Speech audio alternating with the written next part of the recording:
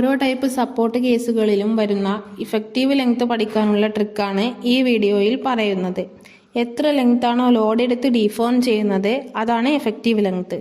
കോളത്തിൻ്റെ കാര്യത്തിലാണ് effective length ഏറ്റവും കൂടുതൽ ചർച്ച ചെയ്യുന്നത്. ഒരു കോളത്തിൻ്റെ രണ്ട് അറ്റങ്ങളിലും സപ്പോർട്ടുകൾ എങ്ങനെയാണോ അതിനെ ആശ്രയിച്ചാണ് അതിൻ്റെ ബക്ലിംഗ് സാധ്യത കണക്കാക്കുന്നത്. സ്റ്റാൻഡേർഡായി 3 സപ്പോർട്ടുകളാണ് പറയുന്നത്: ഫിക്സ്ഡ്, ഹിഞ്ച്ഡ്, റോളർ. ഫിക്സ്ഡിൽ ഒന്നും പോസിബിൾ അല്ല. വെർട്ടിക്കൽ ഇല്ല, ഹൊറിസോണ്ടൽ ഇല്ല, റൊട്ടേഷൻ ഇല്ല.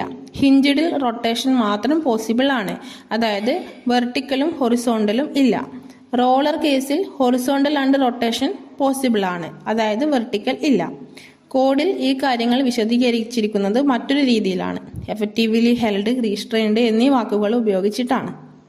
ഈ വാക്കുകൾ ഉപയോഗിച്ചിട്ട് നമുക്കിതിനെ ഫിക്സ്ഡ്, ഹിഞ്ച്ഡ് എന്നീ കേസുകളിലേക്ക് എങ്ങനെ മാറ്റാമെന്നും ഇതിൻ്റെ വാല്യൂകൾ എങ്ങനെ ബൈഹാർട്ട് ചെയ്യാതെ ഓർത്തിരിക്കാമെന്നും നോക്കാം.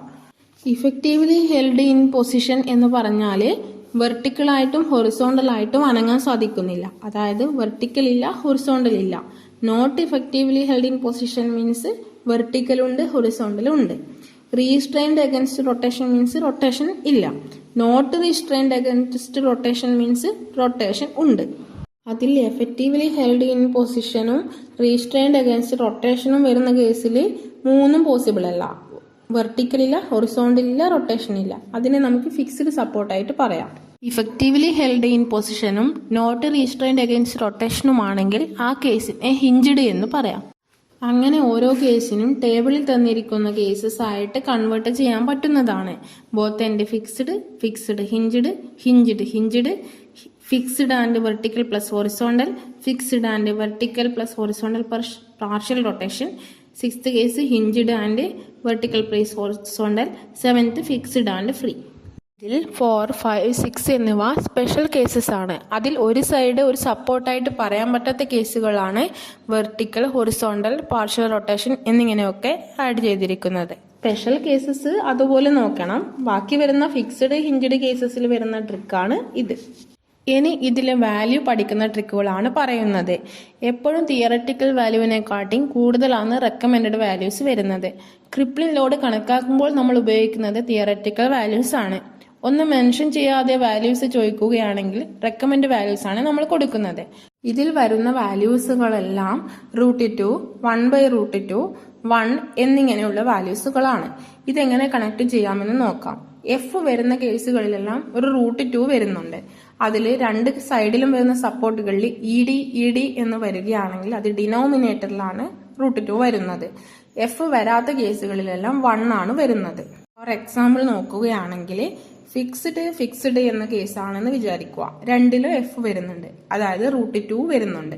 √2 ഇവിടെ, √2 അവിടെ, അങ്ങനെ ഇ ഡിയും വരുന്നുണ്ട്.